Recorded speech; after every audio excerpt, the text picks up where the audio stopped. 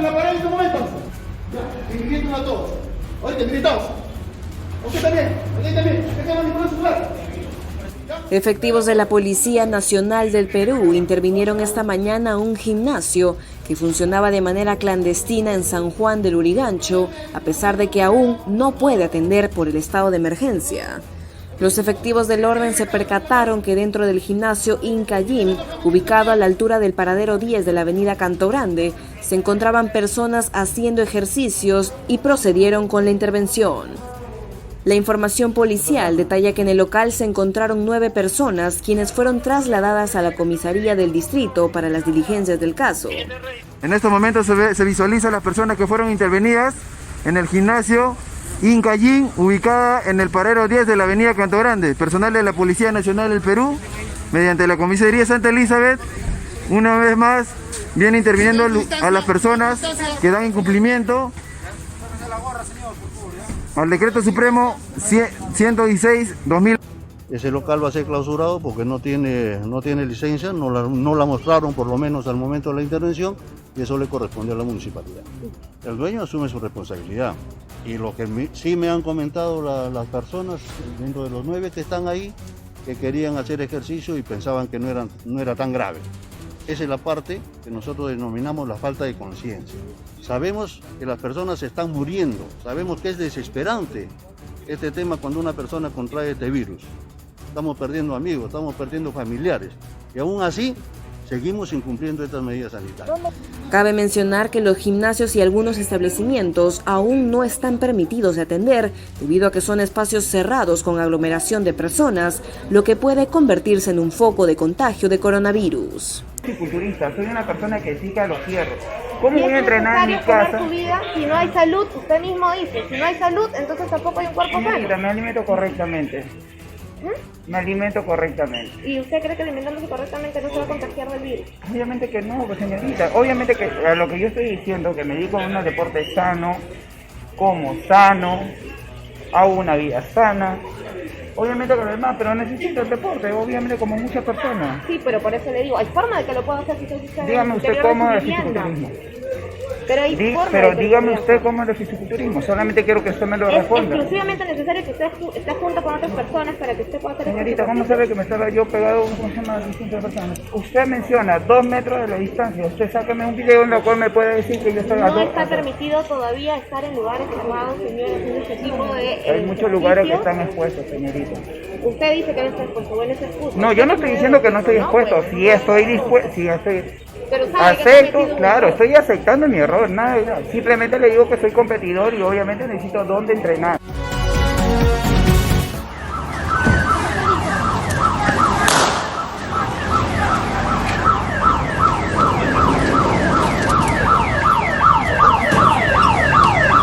Un nuevo golpe a la delincuencia.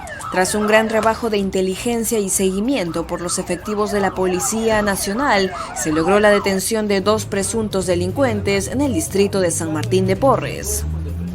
Los agentes de la Jefatura de Investigación Criminal de la Región Policial Lima seguían de cerca los pasos de 2 ampones y para ello se apoyaron con un dron. Al promediar el mediodía, los delincuentes ingresaron a la botica Rosita, que también funciona como agente bancario.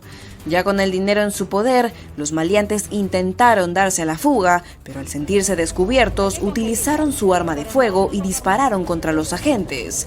Pero finalmente fueron cercados, reducidos y capturados. Los detenidos fueron identificados como Jeffrey Velázquez Marcos y Luis Custodio Ayambo González. Finalmente, varios vecinos de la zona denunciaron que en el lugar siempre hay constantes robos al paso en tiendas.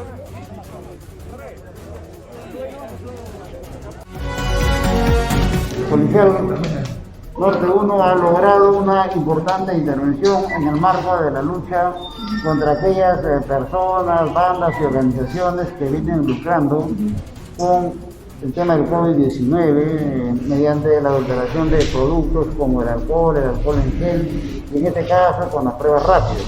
Se ha intervenido en el interior de este inmueble a 2 personas que responden a los nombres de Julia Espinosa Pinto, de 34 años, y Luisa Maco Pinto, de 23 años, ambas son familiares. ¿Qué han estado realizando estas personas? Tenían ese negocio familiar, por decirlo así. Así es, y han estado tomando pruebas rápidas. Estas personas indican una sospecha de otras enfermeras. Definitivamente este lugar no tiene ninguna licencia municipal de autorización, tampoco tiene autorizaciones del Ministerio de Salud para la manipulación de este tipo de material. ¿Este local ellas estarían alquilando? ¿Sería la casa de una de ellas? Este está en proceso investigatorio, pero al parecer sería un local alquilado, ¿no? Y como vemos es una cochera, claro, en las condiciones mínimas de salubridad, de sanidad para la ejecución de estas pruebas rápidas. Es más, como vemos en las pruebas ya tomadas, que son 72, hay algunas que son pruebas positivas. Hay pruebas. Y no tenemos el seguimiento de las personas que han salido positivas. Entonces, definitivamente estamos ante una actividad que resulta ser contraria a los lineamientos que tiene el gobierno para luchar esta pandemia. Aquí, por ejemplo, estas son las pruebas que están selladas. Estas son las... como este producto, por ejemplo, debe estar debidamente refrigerado en condiciones de salubridad. Ya desde que sale y es manipulada de esta manera, no asegura que el diagnóstico sea el adecuado. Asimismo vemos los registros de las personas que han sido objeto de esta prueba, ¿no? ¿De cuántas personas aproximadamente estamos hablando? ¿Más de 150? Bueno, el día de hoy ya tenemos 72 pruebas, pero como vemos en esta hojita, por ejemplo, data de 203 personas, ¿no? O sea, ya seguramente han iniciado días anteriores haciendo este tipo de pruebas con la participación de mayor cantidad de personas. Indicar a las personas que el Estado viene realizando este tipo de pruebas rápidas en las direcciones de salud. Al igual, también tenemos las clínicas, centros médicos que tienen autorización de MINSA. Primero hay que pedir si está autorizado. Y también pedirle si la persona que lo practica también tiene la autorización del MINSA. Caso contrario, no realizarlo, porque no sabemos si esta prueba que se realiza realmente tiene las condiciones mínimas necesarias que aseguren un diagnóstico adecuado. Llamen a mi viejo. Si justo lo quería llamar. Justo quería llamar a mi viejo. ¿Por qué no te he metido? Él es el que se ha metido en la casa. Dígale al recurrente para que En pleno toque de queda, agentes del serenazgo de la Municipalidad de Magdalena del Mar lograron la captura de un delincuente justo cuando intentaba robar una vivienda durante la madrugada. La llamada de alerta que recibieron los serenos motivó la rápida reacción de los agentes, quienes a bordo de las unidades móviles llegaron hasta la cuadra 3 del Jirón Echenique. A pesar de que el delincuente intentó darse a la fuga a bordo de una motocicleta, el sujeto fue reducido y retenido por los agentes de serenazgo y esperaron la llegada de la Policía Nacional, que lo trasladó hasta la comisaría del distrito.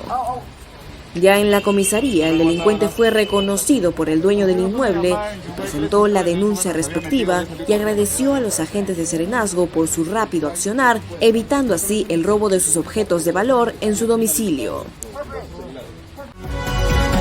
Un grupo de trabajadores municipales y también integrantes de lo que significa el mercado municipal precisan que los protocolos de bioseguridad que actualmente se están dando dentro de la comuna de San Isidro, según lo han precisado, no estarían cumpliendo con lo establecido por las autoridades de nuestro país. Ellos nos han dicho que además ya hay 3 trabajadores que han fallecido producto del COVID-19 y otra serie de trabajadores que están infectados con el COVID-19. La indolencia de este alcalde, señor Luis Cáceres, por la muerte de nuestros compañeros y la infinidad de infectados, posibles infectados de COVID-19. Se está haciendo venir a trabajadores municipales con infección y se están haciendo contagiar. ¿Ya? Se está haciendo venida personal. Se ha contratado las empresas tanto de limpieza como la de vigilancia, que no se han hecho las pruebas, cuando ha habido un hueco en realidad. han hecho venir a los trabajadores y de esa manera ha habido una serie de contagios. Hemos hecho llegar 3 cartas al señor alcalde para que nos pueda responder. Él no se reúne con los sindicatos, no nos comunica como Comité de Seguridad y Salud, no nos dan la información de los infectados que tenemos en la municipalidad. Se está viniendo despidiendo a trabajadores infectados, ¿no? Y no tan solo despiden, sino no se les está haciendo los contratos, se les está haciendo salir de la municipalidad infectados de COVID.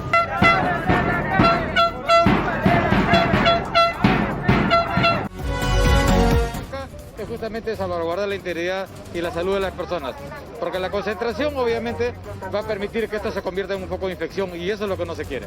Hay que aprender a respetar la distancia. Todos estamos apurados, todos tenemos que trabajar, pero al igual también tenemos que respetar. Provistos de megáfonos, los agentes pedían a la población respetar el distanciamiento social y los ayudaban a ubicar su bus para abordar. En tanto, personal de la ATU evitaba que se supere el aforo del 50% en los vehículos del transporte público. Pese a la presencia de las autoridades, se pudo apreciar combis y algunos buses con pasajeros de pie y sin respetar el distanciamiento social. El virus se transmite a través de las personas, a través del contacto que hay entre las personas, y si estas personas no cumplen con las medidas de distanciamiento, el uso de mascarilla y el lavado de manos frecuente, obviamente va a haber mucho mayor riesgo de transmisión. El médico epidemiólogo asegura que el comportamiento humano es clave para el contagio, por lo que recomienda respetar las normas y evitar las unidades de transporte pequeñas. Los vehículos muy pequeños tienen un alto riesgo de transmisión, por eso es importante utilizar los buses más grandes, ¿no?, ventilados, eso es lo más importante, y ahora usar la mascarilla facial. Informó que el impacto de estas aglomeraciones, sobre todo en paraderos, en donde no se respetan las medidas de bioseguridad, se conocerá en 2 semanas. No caduca por un decreto supremo ni por un decreto de urgencia. Es el llamado de atención del ministro del Interior, Gastón Rodríguez, durante su visita a la estación Bayóvar, donde por segundo día se registró una alta demanda de pasajeros. Muchos no respetaron el distanciamiento social, se aglomeraron a la hora de abordar el tren.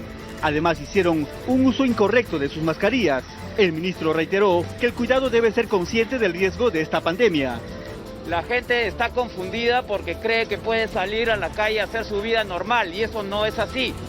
En la medida que las personas adquieran esa conciencia y esa responsabilidad y solamente salgan a hacer acciones concretas, en esa medida van a salvaguardar su integridad. Más claro no podemos ser. Las personas deben formar enormes filas desde las 4 de la mañana para abordar un tren, cuyo aforo se ha reducido de 1.200 a 200 asientos. El ministro de Defensa, Walter Martos, anunció que el Ejecutivo evalúa medidas para que cada tren pueda operar con al menos la mitad de su capacidad, siempre y cuando se respete el metro de distancia. Lo que pasa es que el tren tiene pocos asientos y en este momento la gente está yendo sentada. Se va a estudiar con la autoridad de tránsito para ver si se puede ir parado, pero con un distanciamiento de 1 metro, de tal manera que permita un aforo por lo menos del 50% dentro del tren. Agregó que las Fuerzas Armadas, la policía y los gobiernos locales realizan una campaña para crear conciencia del orden. Sin embargo, no descartó una nueva cuarentena rígida.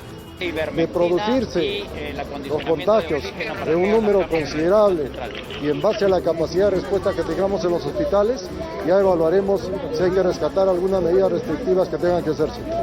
Ambos ministros confirmaron la continuidad del operativo Impacto Nocturno para garantizar el cumplimiento del toque de queda desde las 10 de la noche. 5 días para aprobar el reglamento operativo. Apenas se publique el decreto de urgencia, nosotros estaremos convocando a los gremios de transportistas, a todos ellos, para presentarles nuestros avances del reglamento y de alguna manera recoger sus inputs a fin de avanzar rápidamente con la implementación del protocolo. En ese sentido, el cumplimiento de las disposiciones que le he mencionado, el tema del aforo, fundamentalmente, es un cumplimiento que nosotros vamos a verificar, la ATU, en coordinación con las Fuerzas Armadas, la Policía Nacional y los alcaldes distritales. Y tiene que quedar muy claro, y los transportistas lo han manifestado también. Ellos van a colaborar en este trabajo así como también la ciudadanía tiene que colaborar en salir no solamente en las horas normales, no estamos en tiempos normales. No, la capacidad de fiscalización está en la ATU, pero la ATU celebra y coordina con las Fuerzas Armadas y con la Policía Nacional, porque solamente una entidad no, digamos, ya nosotros venimos trabajando de esta manera y, por ejemplo, el día de hoy hemos logrado restaurar el orden en varios paraderos. Pero lo que quiero hacer alusión también es al compromiso del sector privado y al compromiso también del sector público, porque estas medidas no son únicamente de limitación de la capacidad del vehículo, sino de no generar presión en los paraderos. Si vemos unas colas tan grandes, porque volvemos a realizar nuestras actividades como si estuviéramos en tiempos normales, es muy difícil que vayamos avanzando y eso no puede ocurrir. El sector privado tiene que ayudar, como lo ha dicho el Ministerio de Trabajo, en generar horarios diferenciados para el ingreso de sus trabajadores y en todo caso tener también tolerancia. En ningún momento he dicho que las combis deben desaparecer en estas circunstancias. Más del 40% de la flota del transporte en Lima y Callao está en combis. Así que de ninguna manera yo he dicho eso. Lo que yo he dicho es que tenemos que limitar la informalidad, que no es lo mismo a las combis. La segunda cosa que hay que decir es que la ATU y el Ministerio de Transportes y Comunicaciones han trabajado para determinar un monto y lo que tenemos es la cantidad que tenemos en este momento y con eso tenemos que trabajar. Eso es lo que yo te diría. En el Estado no hay recursos infinitos y ese es el monto con el que nosotros estamos trabajando. Eso es lo que se nos ha otorgado y con eso vamos a trabajar. Es que la entrega del subsidio está sujeta a la verificación de que se cumplan los protocolos y no al revés. La moción de interpelación que le ha puesto el Congreso, muchos congresistas han indicado que usted ha roto su confianza. Bueno, yo tengo una responsabilidad como funcionario público que cuando el Congreso me llame, yo tengo que dar las explicaciones, responder a los cuestionamientos. No se olviden que es un poder del Estado y tiene responsabilidad principal fiscalizar nuestra labor como ejecutivo. Yo estoy siempre llano, lo he hecho en la Comisión de Fiscalización, el día de ayer en la Comisión antes de ayer en la Comisión COVID, estaba esperando ir a la Comisión de Salud y siempre estoy llano a ir al Congreso. El ministro ha dicho que se han sentido ofendidos por el Congreso, ministro. Lo ha dicho el ministro Gastón Rodríguez, que se han sentido ofendidos por la en la cual a ustedes se les ha tratado. ¿Opina lo mismo, ministro? Mire, nosotros ciertamente creemos, en mi caso particular, que aunque yo tengo una responsabilidad de ir al Congreso a responder los cuestionamientos que se me hagan, las preguntas que se me hagan, la solicitud de información, también tengo otra responsabilidad sobre los hombros: liderar la lucha contra la epidemia. Y tengo que distribuir mi tiempo entre esas responsabilidades. Ahora estamos enfocados en la lucha contra el virus. Movilizar a todo el país a través de la estrategia de la salud nos une. No es una responsabilidad fácil porque esta epidemia es la más grande de la humanidad y la más grande de toda la historia del Perú. Entonces, los trabajos con el Congreso, lo felicito si es que va a sumar a este esfuerzo nacional de reducir el impacto de la epidemia. Con lo que ha señalado, ¿siente que su trabajo de cierta forma se está viendo perjudicado por estas citas del Congreso? Lo que tengo que hacer es duplicar mi tiempo disponible para la lucha contra la epidemia y agregar esta tarea de ir al Congreso como parte de mi responsabilidad. Se cuestiona que en un día haya acudido a 3 instancias en el Congreso. Bueno, nos han citado a 3 instancias: a la Comisión COVID, a la Comisión de Salud, a la Comisión de Fiscalización. Atenderé a todas las invitaciones que nos haga el Congreso para dar explicaciones, proveer de información para la toma de decisiones. Sin embargo, como vuelvo a repetir, mi prioridad absoluta, y como estoy convencido que es la del Congreso, es la de la lucha contra la epidemia. Sin un techo bajo el cual pasar la cuarentena. Centenares de personas atraviesan la emergencia sanitaria en este lugar, llamado Campamento Dignidad, en las afueras de Santiago de Chile. No tienen cómo pagar un arriendo, especialmente desde que el confinamiento paralizó la economía, provocando despidos y dificultando el trabajo informal, del cual dependen muchos chilenos. Yo le hago el llamado a las autoridades porque aquí está todo el pueblo presente y autoridades están ausentes aquí. Aquí nosotros tenemos hartas necesidades de la leche, del pañal, del alimento para las ollas comunes. Y es que en Chile la desigualdad ya era endémica antes de la crisis sanitaria, despertando fuertes protestas que duraron meses. Pero ahora la situación ha empeorado. La crisis del coronavirus ha cambiado totalmente el panorama, porque una gran cantidad de familias tenían un empleo precario y unos ingresos que eran oscilantes, pero que en el momento en que se produce una explosión de cesantía, llevan a muchas familias a caer en la pobreza o a agravar aquella que ya existía. En cifras del Banco Central, la actividad económica en Chile cayó un 15,3% en mayo, mientras que el Instituto Nacional de Estadística aseguró que la tasa de desempleo alcanzó el 11,2%, la mayor cifra desde 2010, y que no tiene en cuenta el trabajo informal. Además, calcula que el PIB chileno se contraerá un 7,5% este año. Una perspectiva sombría para muchos.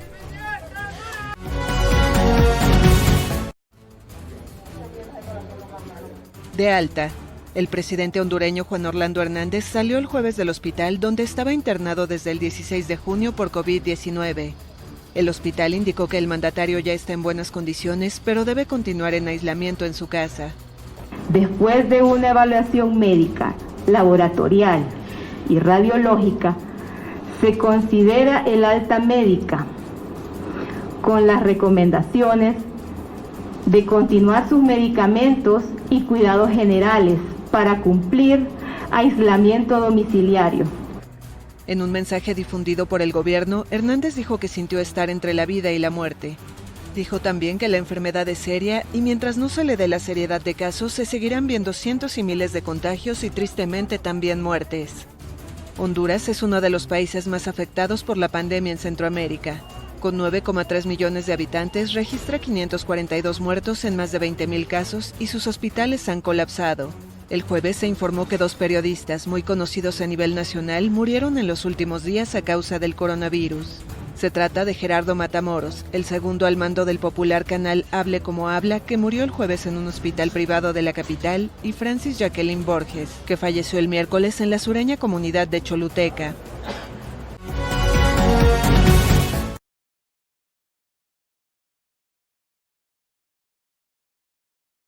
Estados Unidos pone pausa a sus planes de reapertura. El aumento en el número de casos de COVID-19 llevó a la ciudad de Nueva York, por ejemplo, a posponer indefinidamente la operación en el interior de restaurantes.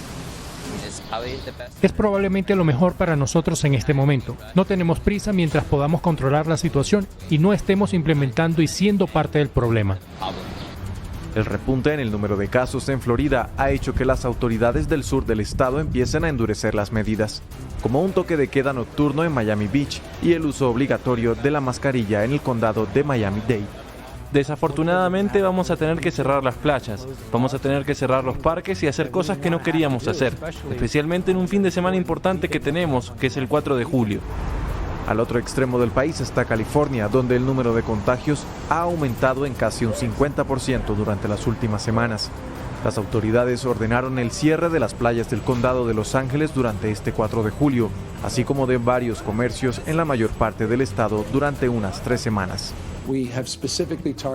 Hemos enfocado específicamente nuestros esfuerzos en cerrar las operaciones en interiores, en restaurantes, bodegas y salas de degustación, salas de cine, entretenimiento familiar.